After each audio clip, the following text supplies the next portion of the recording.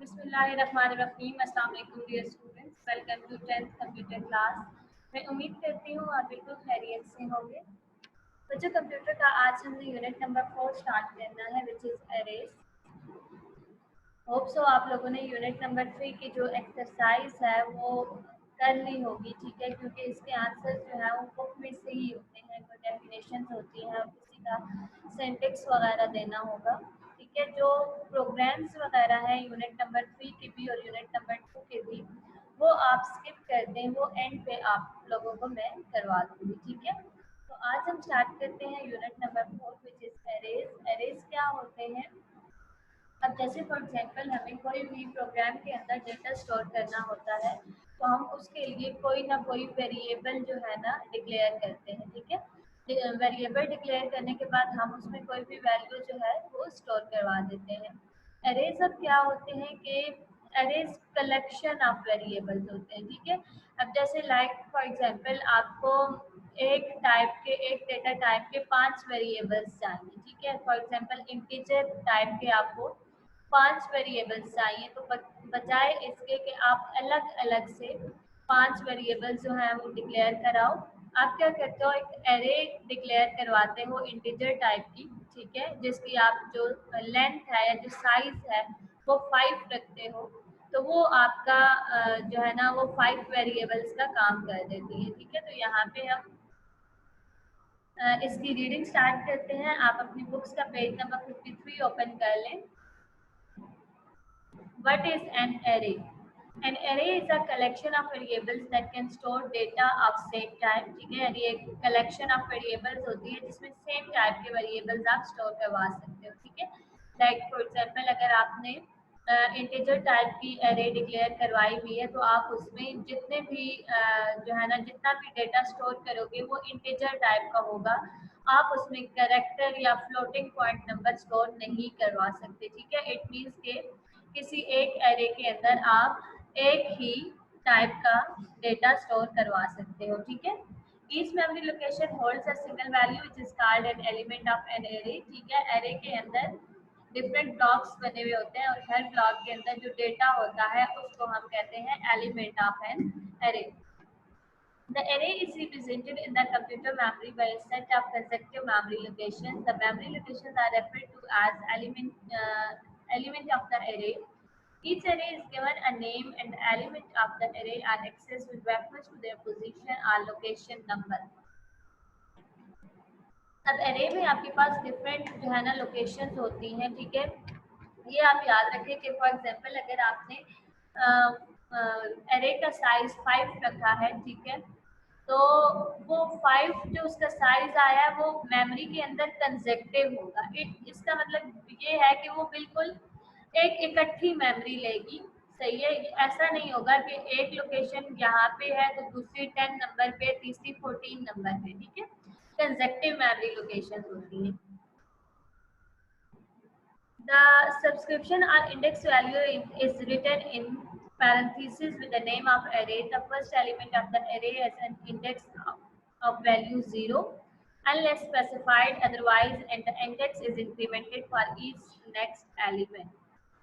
अब यहाँ पे अगर आप देखो तो फॉर एग्जांपल आप कोई भी array ड्रा करते हो, ठीक है। तो जब आप array ड्रा करोगे, अब जैसे यहाँ पे इसका सिंटेक्स बताया गया है, array name and size of an array. Let's suppose मैं एरे का नेम जो है वो ए रख देती हूँ, ठीक है, और ब्रैकेट्स के अंदर मैं यहाँ पे 5 राइट करती हूँ, ठीक है। यहाँ पे मेरे पास मेमोरी के अंदर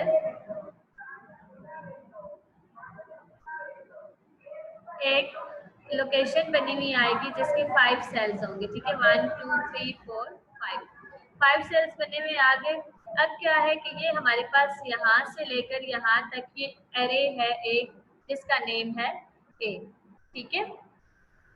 अब देखो अगर हमें एरे ए में सिर्फ इस ब्लॉक का डेटा चाहिए या ये एलिमेंट चाहिए, तो हम क्या करेंगे, हम फुल एरे को तो एक्सेस नहीं करेंगे।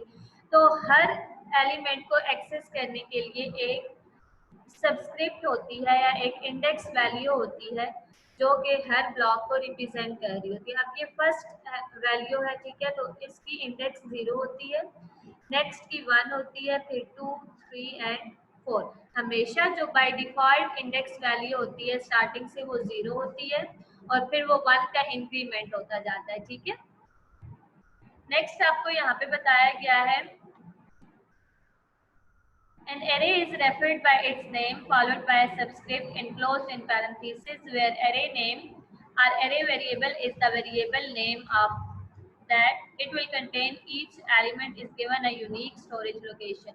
अब सबस्क्रिप्ट या इंडेक्स वैल्यू क्या होती है? अब जैसे मैं कहती हूँ कि मुझे ए एरे के 3 इंडेक्स जो वैल्यू है उसका डेटा चाहिए, ठीक है, तो वो हमेशा इसी का डेटा ला के देगा।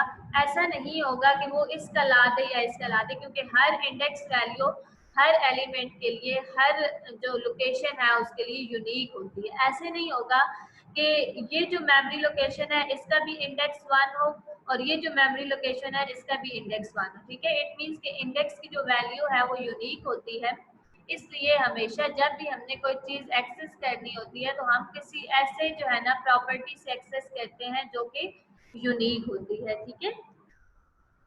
नेक्स्ट है आपके पास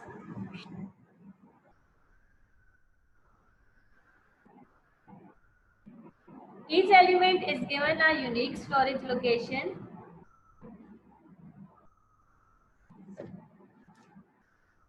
Each element is given a unique storage location in the array and a subscript or index value is used to identify the position of a particular element।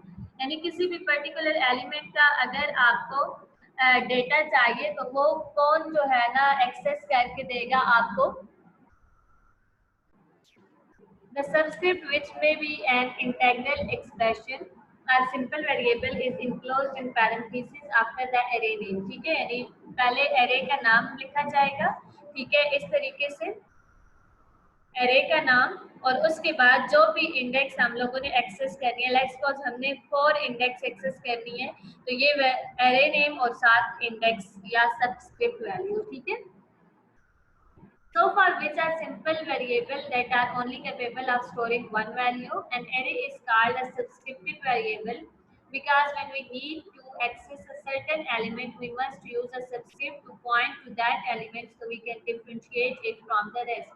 ठीक है, यहाँ पे आप लोग एक शॉर्ट क्वेश्चन बनाएंगे कि why array is called subscripted variable। ठीक है, इसको subscripted variable क्यों कहा जाता है? क्योंकि जब भी हमने array में से कोई एलिमेंट एक्सेस करना होता है तो हम उसको एक यूनिक सबस्क्रिप्ट वैल्यू के साथ एक्सेस करते हैं, ठीक है, ताकि हम उसको डिफरेंशिएट कर सकें कि जो सबस्क्रिप्ट वैल्यू 3 पे डेटा पड़ा हुआ है वो और जो सबस्क्रिप्ट वैल्यू 4 पे पड़ा हुआ है वो दोनों डिफरेंट है, ठीक है। नेक्स्ट है all array elements in an array have the same variable name which is also the name of entire array। अब यहाँ पे देखो मैंने आपको बताया था कि हर एलिमेंट की जो इंडेक्स है वो डिफरेंट होगी, लेकिन हर एलिमेंट का जो नेम होगा, जो वेरिएबल नेम होगा वो सेम होगा, ठीक है।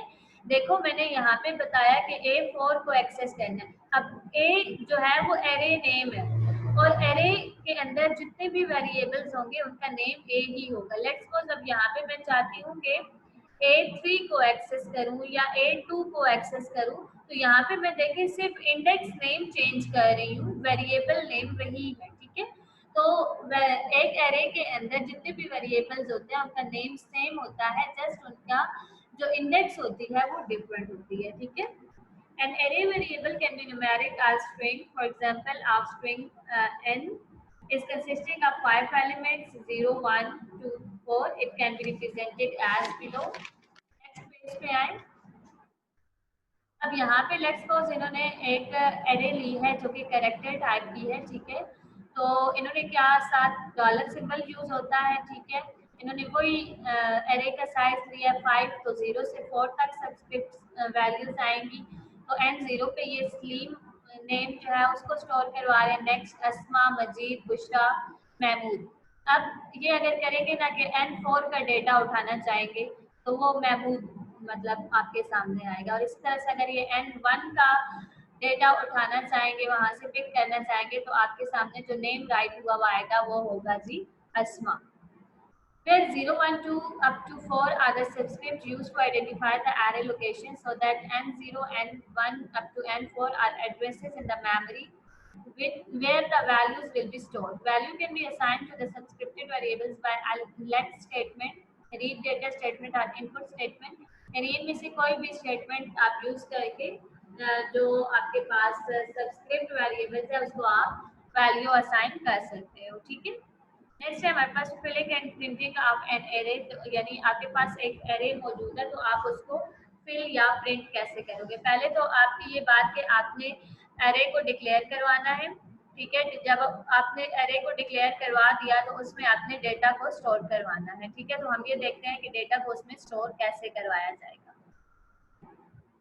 अब यहाँ पे देखो एग्जांपल हम देख लेते हैं, आप ऊपर से जो है ना थ्योरी खुद से रीड कर लीजिएगा। For k is equal to 1 to 4। अब यहाँ पे ये किसकी वैल्यू बता रहा है, सबस्क्रिप्ट वेरिएबल की वैल्यू बता रहा है जो कि 1 से लेकर 4 तक होगी, ठीक है। नेक्स्ट है रीड, अब $k, अब k को इसने रीड करना है, यानी जब ऊपर k की वैल्यू, फॉर लूप यूज हुआ है ना, ठीक है। जब फर्स्ट टाइम k की वैल्यू आपके पास 1 होगी, ठीक है, तो वो रीड क्या करेगा, k को, यानी फर्स्ट इंडेक्स पे जो वैल्यू पड़ी होगी उसको रीड करेगा और फिर उसको प्रिंट करेगा, ठीक है। इसके बाद नेक्स्ट के, यानी यहाँ पे के में इंक्रीमेंट हो जाएगा, पहले के की वैल्यू 1 थी, अब के की वैल्यू 2 है, ठीक है। जब 2 ऊपर जाएगा यहाँ पे कंडीशन चेक होगी, कंडीशन ट्रू है तो यहाँ पे रीड क्या होगा, n2, यानी सेकेंड इंडेक्स में जो वैल्यू पड़ी हुई होगी वो रीड होगी और फिर प्रिंट भी हो जाएगी। इसी तरह से के इंक्रीमेंट हो जाएगा, ठीक है। फिर है जी यहाँ पे डेटा शाइस्ता, महमूद, सलीम एंड हिना, ठीक है। ये आपके पास प्रिंट हुआ हुआ आ जाएगा क्योंकि फर्स्ट इंडेक्स पे जब के की वैल्यू 1 होगी तो शाइस्ता प्रिंट हुआ हुआ आएगा, 2 होगी तो महमूद, 3 सलीम एंड 4 जब होगी तो हिना। नेक्स्ट लाइन पे आपका प्रोग्राम एंड कर जाता है। जब आप इसको रन करेंगे तो ये आपके पास स्क्रीन के ऊपर ये आउटपुट शो होगी, ठीक है। नेक्स्ट एग्जाम्पल 2 है आपके पास, फॉर उसी तरह से सबस्क्रिप्ट वेरिएबल की इन्होंने वैल्यू ली है 1 to 4। इनपुट अब इन्होंने लिया enter the name of student. अब वहाँ पे क्या था कि वो फिल हुई हुई थी और उसको प्रिंट करवा रहे थे, ठीक है। सिंपल हम प्रिंट कर रहे थे ना, लेकिन यहाँ पे हमारे पास एरे एम्प्टी है, हमने उसको फिल करवाना है, हमने यूजर से नंबर लेना है। तो फर्स्ट टाइम वो जो यहाँ पे नेम इनपुट करेगा वो k की वैल्यू में स्टोर हो जाएगा। फर्स्ट टाइम k की वैल्यू 1 होगी तो फर्स्ट टाइम जो user name of student enter करेगा वो फर्स्ट इंडेक्स पे स्टोर होगी। नेक्स्ट टाइम k की वैल्यू 2 होगी तो यूजर सेकंड टाइम जो नंबर इनपुट करेगा या जो नेम इनपुट करेगा वो सेकंड इंडेक्स के ऊपर स्टोर होगी, ठीक है। इसी तरह से यहाँ पे देखो ये नेक्स्ट के करता जाएगा और वैल्यूज इनपुट होती जाएंगी, फिर उसी के की वैल्यू को 1 to 4 तक वो रन करेगा और प्रिंट करता जाएगा, ठीक है। यानी फर्स्ट टाइम जब उसने फॉर लूप यूज किया तो उसने इनपुट ली और सेकंड टाइम जब उसने फॉर लूप यूज किया तो उसने उन्हीं वैल्यूज को प्रिंट करवा दिया, ठीक है।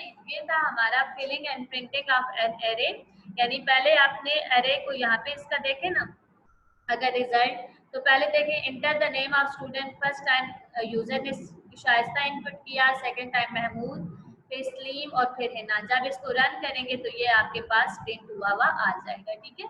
ये था हमारा filling and printing of an array. आपने इसकी थ्योरी को बहुत अच्छे तरह से रीड कर लेना है ताकि आपको इसके कॉन्सेप्ट्स जो है मजीद क्लियर हो जाए। एरे को भी आपने अच्छी तरह से स्टडी करना है ताकि आपको ये पता चल जाए कि एरे नेम क्या होता है, एरे के variable, subscript variable, index value क्या होती है, उसका सिंटैक्स क्या होता है, ठीक है। तो नेक्स्ट लेक्चर में हम अपना नेक्स्ट टॉपिक स्टार्ट करेंगे विच इज डिम स्टेटमेंट। अपना ख्याल रखिएगा। अल्लाह हाफिज।